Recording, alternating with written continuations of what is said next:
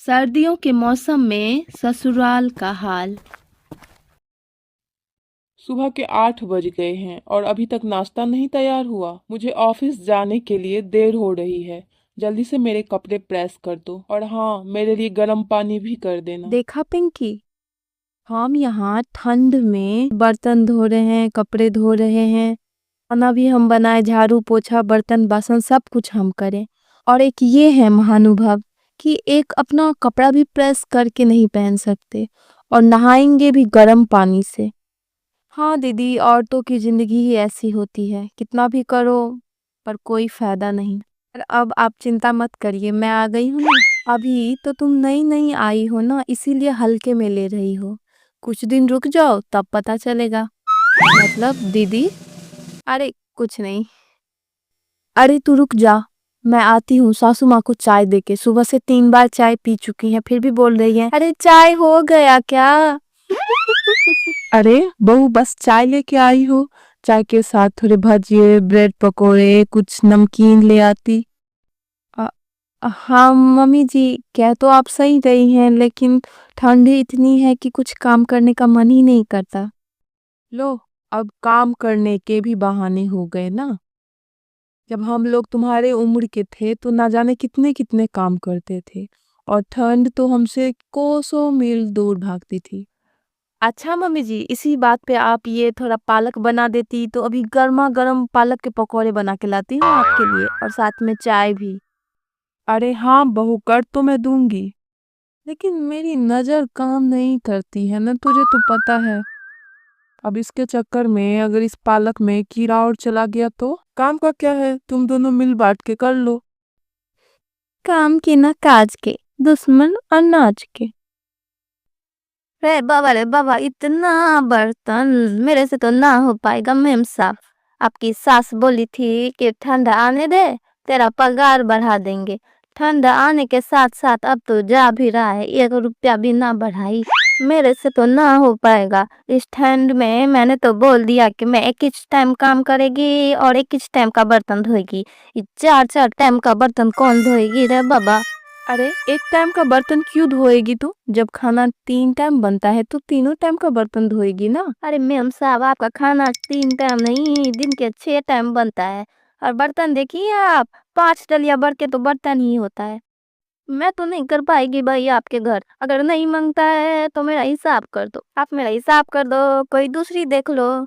जब वो दूसरी काम वाली मेरे से डबल पगार मांगेगी ना, तब पता चलेगा आपको। अरे तो फिर काम कैसे चलेगा। नहीं, नहीं, आपका काम चलेगी रुकेगी मेरे को नहीं मांगता है। आप अपना देख लो। अगर करेगी तो एक ही टाइम काम करेगी। ये 3 टाइम का बर्तन मेरे से तो ना हो पाएगा रे बाबा। कितनी ठंड है देखो तो, कितनी ठंड है बाबा, मेरे को भी तो ठंड लगती है। पीछे से शकुंतला जी आती है। अरे इतना क्यों मचमच कर रही है? काम का क्या है, ये दोनों मिल बांट के अच्छे से काम कर लेते हैं। तुम दोनों मिलकर कर लेना। शकुंतला जी की बात सुनकर दोनों बहुओं के सर पे पसीना आने लगता है कि चलो भाई, अब एक काम लिस्ट में और जुड़ गया। अब लिस्ट में एक और काम बढ़ गया था, इसीलिए दोनों बहू मिलकर किचन का काम जल्दी जल्दी खत्म करके पिंकी पोछा लगाने बैठ जाती है। सुबह से काम में लगे हैं और एक काम है कि खत्म होने का नाम ही नहीं ले रही है। माँ जी तो बोल रही थी कि काम ही कितना रहता है, तुम दोनों मिलकर कर लेना। खुद करेंगी तो पता चलेगा ना। इधर काव्या बाकी का काम करने के बाद कपड़े धोने बैठ जाती है। हे भगवान, सुबह से काम करते करते मेरी तो कमर ही अकड़ गई है और ठंड भी तो बहुत ज्यादा लग रही है। मेरी तो पैर हाथ भी नहीं काम कर रहे। पिंकी को बोलती हूँ आग जलाने के लिए। पिंकी भी तो सुबह से काम में ही लगी है। पिंकी और काव्या हॉल में आग जला के बैठी ही थी कि तभी शकुंतला आ जाती है। अरे तुम दोनों आग के पास क्यों बैठी हो? ये कोई उम्र है तुम्हारी आग के पास बैठने वाली? जब हम तुम्हारी उम्र के थे तो आज तक कभी आग के पास नहीं बैठी मैं, और काम करने में तो कोई हमारा मुकाबला भी नहीं कर सकता था। पिंकी और काव्या एक दूसरे का मुंह देखने लग जाती है। ये तो हम बुजुर्गों की उम्र है आग के पास बैठने वाली। जाओ मेरे लिए 1 कप चाय बना के गर्मा गर्म लाना, ठंड बहुत लग रही जी है। माँ जी। तब तक मैं आग के पास बैठती हूँ। मुझे तो लगता है कि पिछले जन्म में जरूर कोई दुश्मनी रही होगी मम्मी जी की हमसे, जो इस जन्म में निकाल रही है।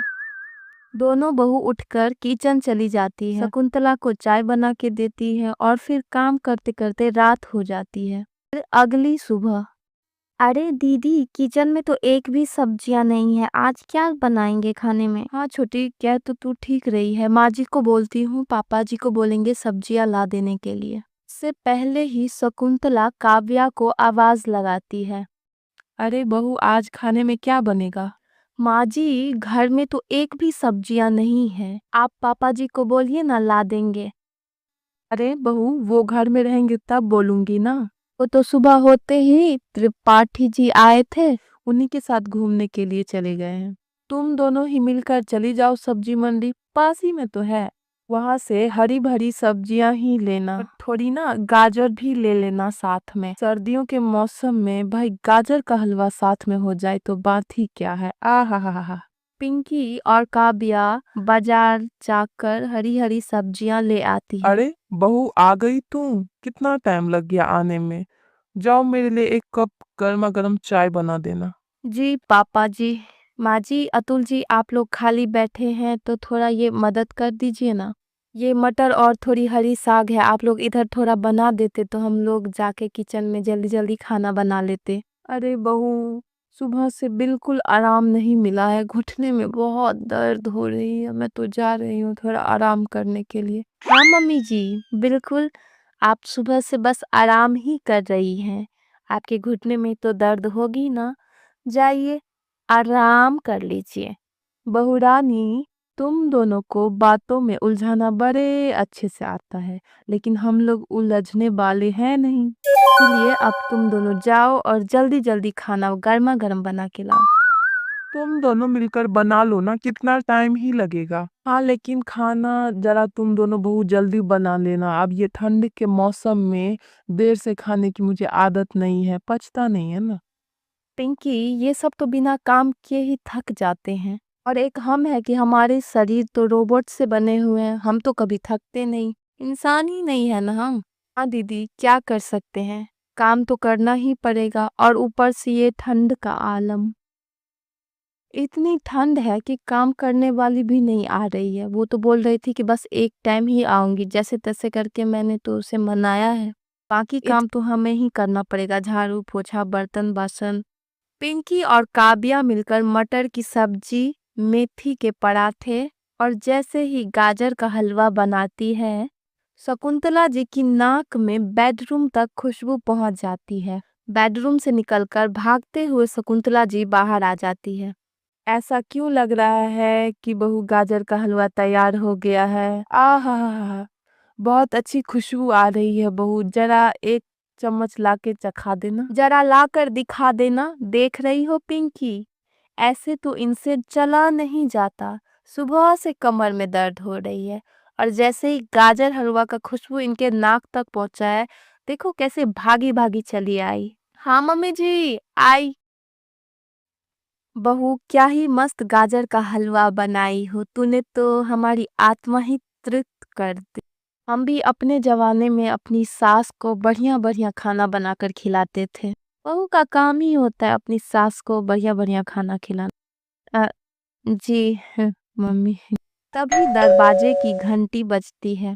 सामने शकुंतला की बहन तारा देवी और तारा देवी का पति साथ में होता है। शकुंतला, तू तो मुझे याद ही नहीं करती, मुझे तो बहुत याद आ रही थी तेरी, इसीलिए मैं मिलने के लिए चली आई। अरे वाह दीदी, आप तो बहुत अच्छी टाइम पर आई हैं। अभी ही बहू ने क्या ही मस्त गाजर का हलवा बनाया है, अभी मंगवाती हूँ आपके लिए। अरे छुटकी, असली खेल तो अब शुरू होने वाला है। मतलब दीदी, तू रुक जा, अभी थोड़ी ही देर में तुझे खुद पता चल जाएगी। मतलब दीदी, मैं कुछ समझी नहीं। अरे कोई नहीं, अभी तू खुद समझ जाएगी। काव्या इससे आगे कुछ बोल पाती कि तभी, अरे बहू रानी, क्या बना रही हो? तुम दोनों तो मिलने के लिए भी नहीं आई, सोचा मैं ही आ जाती हूँ तुमसे मिलने।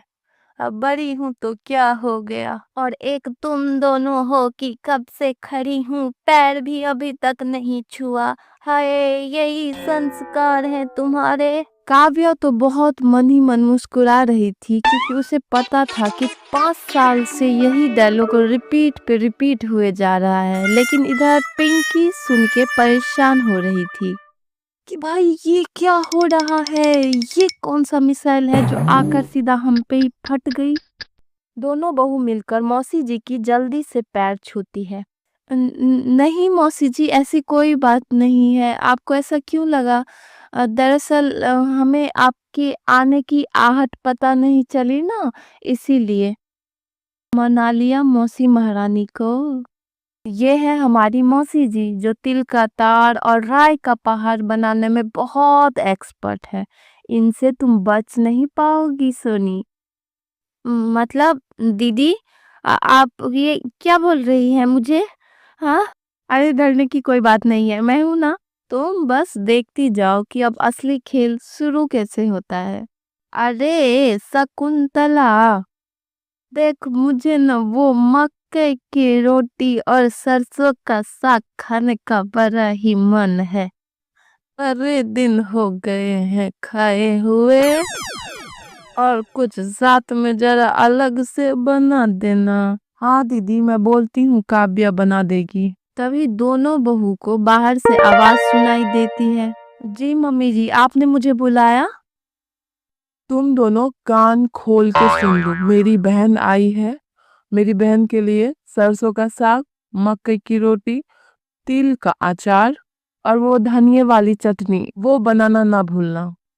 पिंकी और काव्या एक दूसरे की शक्ल देखने लग जाते हैं, क्योंकि अब थोड़ी देर पहले ही तो वो लोग किचन से फ्री हुए थे। दोनों किचन में घुस जाते हैं। तभी मौसी सास किचन में आती है। पिंकी बिटिया, तेरी शादी के बाद तो मैं तुझसे पहली बार मिलने के लिए आई हूँ।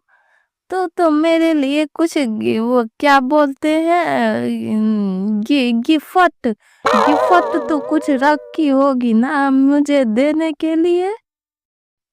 जी मौसी जी, आपको क्या चाहिए, बोलिए ना। पिंकी इतना बोलती ही है कि तब तक काव्या नीचे से पिंकी को लात मारती है। अच्छा, अब तू इतना कह रही है तो मैं बता ही देती हूँ। तू जो शादी के समय वो साल ओढ़ी थी ना, वो मुझे बड़ा अच्छा लगा था। वो साल ओढ़ने के बाद तो मैं किसी हूर की परी से तो कम नहीं लगूंगी ना। वैसे भी ना वो तुम्हारे ऊपर जरा खास अच्छी तो लगती है नहीं, तो तू उसका क्या करेगी? दीदी, ये क्या अजीब औरत है? वो शॉल तो मेरी नानी माँ की निशानी है, और ऊपर से कह रही है कि वो तुम्हारे ऊपर अच्छी नहीं लगेगी। मैं नहीं दूंगी उन्हें। अरे अभी उनका तुरुप का इक्का तो फेंकना बाकी है। तुम मुझसे बच नहीं पाओगी सोनी डार्लिंग। खाने के टेबल पर वो ना, मैं तुम सब लोगों को एक बात बताना भूल गई थी। वो पिंकी बहू मेरे लिए बोल रही थी कि वो कुछ गिफ्ट गिफ्ट रखी है मेरे लिए। मैं तो बहुत मना कर रही थी, लेकिन वो बोली कि मैं बहुत प्यार से रखी हूँ आपके लिए, तो मैं मना नहीं कर पाई। कहाँ है बहू वो शॉल, जरा लाके तो दिखाना। ये सब सुनकर तो पिंकी के पैरों तले जमीन ही खिसक गई। मैंने कब बोला कि मैं ये शॉल उनके लिए गिफ्ट में रखी हूँ? पिंकी को मजबूरी में शॉल लेने के लिए रूम में जाना पड़ता है, और काव्या भी उसके पीछे पीछे चली जाती है। देखा ना मौसी जी का तुरुप का इक्का। बोली थी ना मैं कि खेल तो अभी शुरू हुआ है। इन्होंने सबके सामने ऐसे कहा कि तुम मना भी नहीं कर पाई। हाँ भाभी, समझ गई, लेकिन वो शॉल मैं किसी को देना नहीं चाहती हूँ, और वो सबसे बड़ी बात, वो तो मेरी नानी माँ की निशानी है। अब तुम इसके लिए इतना परेशान मत हो, ये सब ना मुझ पे छोड़ दो, मैं देख लूंगी। तभी डाइनिंग हॉल से आवाज आती है। अरे तुम दोनों कहाँ रह गए, जरा जल्दी आओ। लाओ, तुम ये शॉल मेरे हाथ में रख दो और तुम आगे आगे चलो। मौसी जी, ये आपका शॉल, ये मैं कहाँ रख दूं? हाँ, वहाँ रख दो, मैं खाना खा के उठती हूँ ना तो ले लूंगी। सभी कोई खाना खाकर अपने अपने रूम में रजाई में घुस जाते हैं। दीदी, बर्तन देख रही हो? हाँ सोना, मैं भी वही देख रही हूँ। कितने देर में साफ करेंगे ये? हाँ लेकिन दीदी, साफ तो करना ही पड़ेगा ना। चलिए जल्दी जल्दी शुरू करते हैं। हाँ चलो। दोनों मिलकर 1 घंटा लगाकर बर्तन साफ करने के साथ साथ किचन की भी सफाई करते हैं। दीदी, बहुत जोर की ठंड लग रही है। एक एक कप अदरक वाली हम दोनों चाय पी लेते हैं। सुनो पिंकी, मैं ना तुम्हें आज एक भाभी मंत्र देने वाली हूँ। तभी जैसे ही पिंकी अदरक कूटने लग जाती है कि बाहर से आवाज आती है। अरे बहू, चाय बनाने के लिए अदरक कूट रही हो क्या? जरा बना रही हो तो 1 कप मेरे लिए भी बना लेना। दोनों किचन में जोर जोर से हंसने लग जाते हैं और सभी के लिए चाय बनाते हैं। लेकिन वो जो शॉल है वो तो हॉल में ही रखी रह जाती है। अगले दिन इतनी ठंड में दोनों बहू उठती है और किचन में जाकर अपना काम शुरू कर देती है। इधर मौसी सास पिंकी को ढेर सारा कपड़ा दे देती है प्रेस करने के लिए। अरे पिंकी बिटिया, तू जरा ये कपड़ा मेरे भी प्रेस कर देना, और जरा ना अच्छे से प्रेस करना, ये साड़ी बहुत कीमती है। एक तो ऐसे ही इतनी ठंड लग रही है, काम करते करते तो मेरी कमर ही अकड़ गई है, ऊपर से ये इतने सारे कपड़े भी प्रेस करने पड़ेंगे।